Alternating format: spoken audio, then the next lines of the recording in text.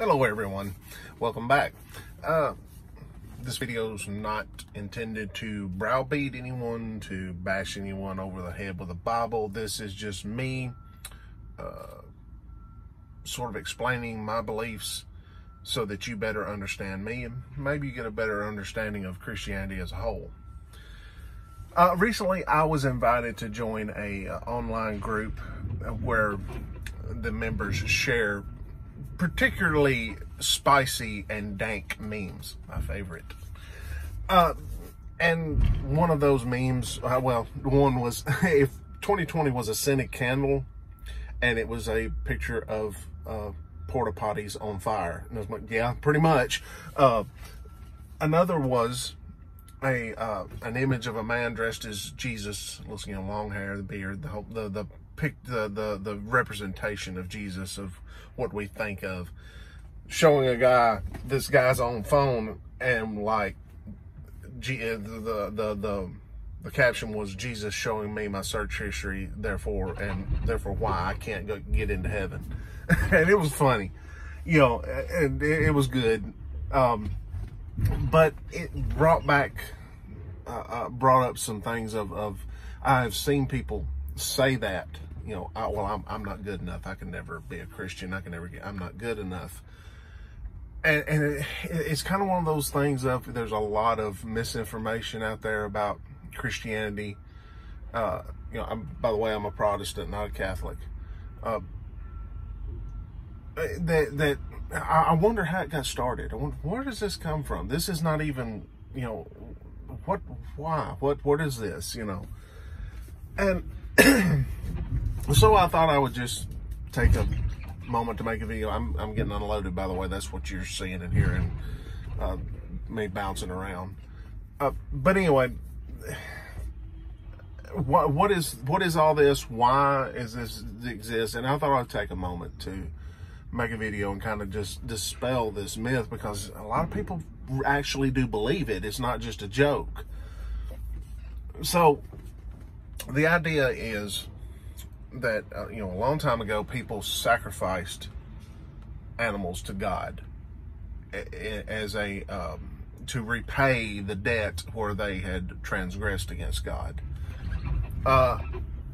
It was something valuable to them. Livestock was something of great value to people back in those days. So, it's okay, I did this thing, now I've got to atone for it by making some sort of sacrifice, by giving up something of great value.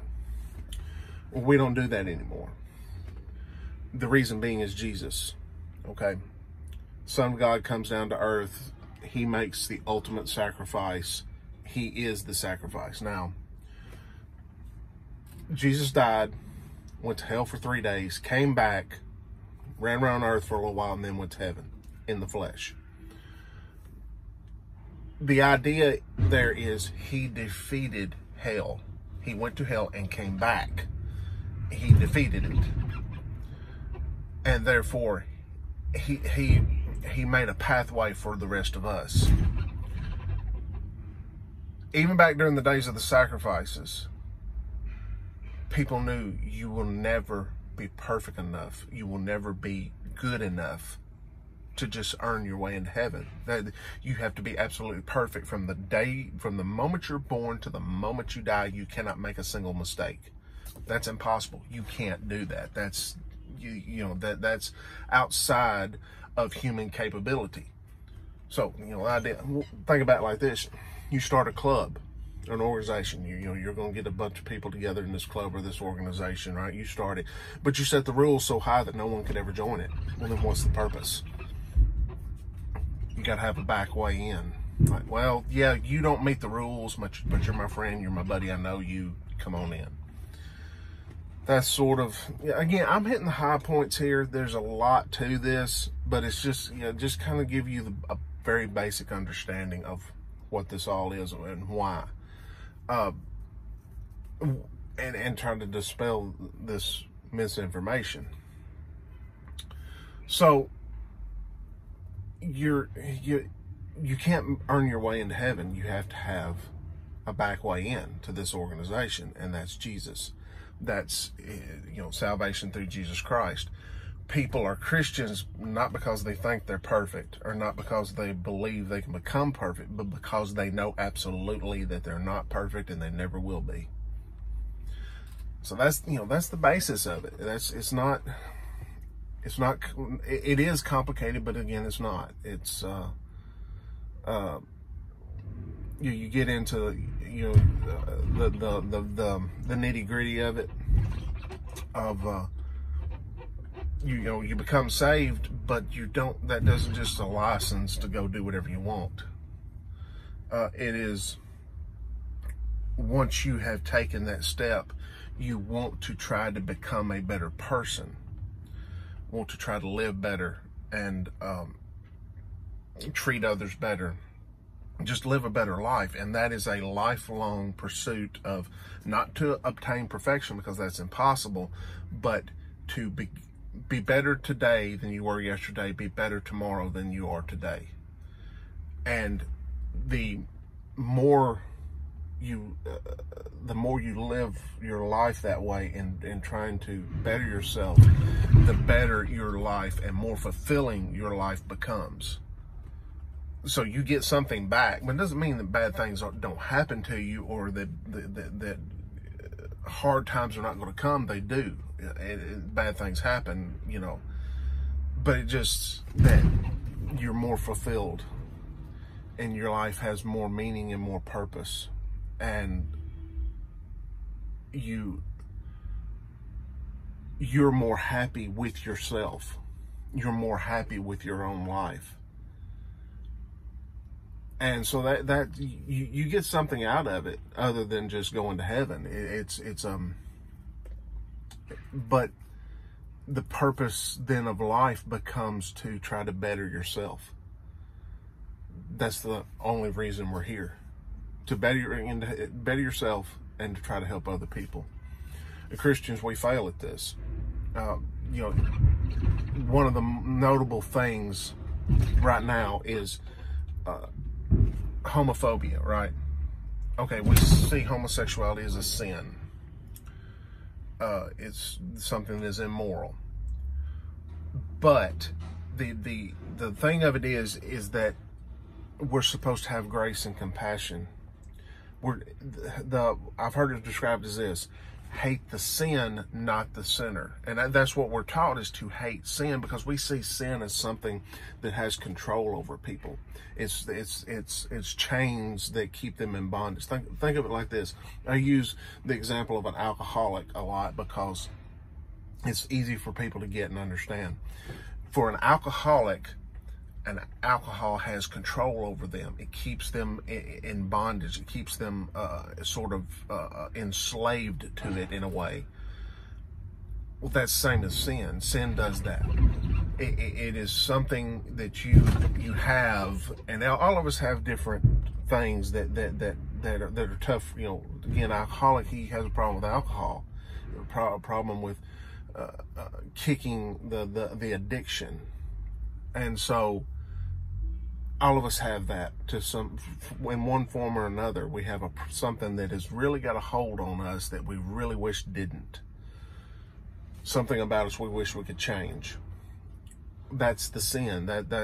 So we hate that. I mean, we can't. We see an alcoholic and we go, man, you hate alcoholism. We hate whether it's disease or addiction, whatever it is. We hate it because we see what it does to people. It ruins people's lives. Well, we oftentimes conflate the sin and the sinner. And I'll again take the alcoholic. Man comes to you, your friend, and he's on his knees crying, I'm not strong enough. I'm in trouble. I need help. I can't do this alone. It's easy to have a compassion for someone like that. Someone you see is broken down and just at their wits' end, hit rock bottom. It's easy to have compassion for someone like that. It's not so easy to have compassion for someone who's cussing and swearing at you and taking a swing at you because you said, hey dude, you've got a problem. You need some help. And they get mad and go cussing you and, taking a swing at you and spitting on all this stuff. It's not so easy to have compassion for that person. they're the same. They need help. They're the same addiction or whatever.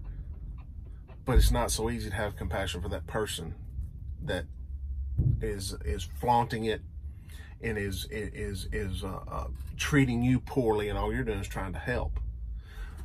So that's the reason you see that's our human failing that Christians have.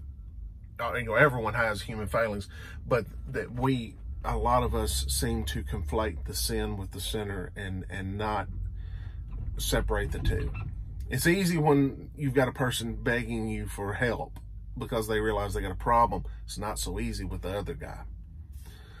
And so when you see Christians like the Westboro Baptist Church, they conflate the sin with the sinner, and they hate the sinner, and that is a sin. They are doing wrong. They should not be doing that. Doesn't mean that we accept homosexuality. Doesn't mean that we support it. No, you wouldn't support your alcoholic friend. You wouldn't buy him a keg for his birthday. No, you wouldn't support that. But at the same time, you don't hate him. You feel sorry for him.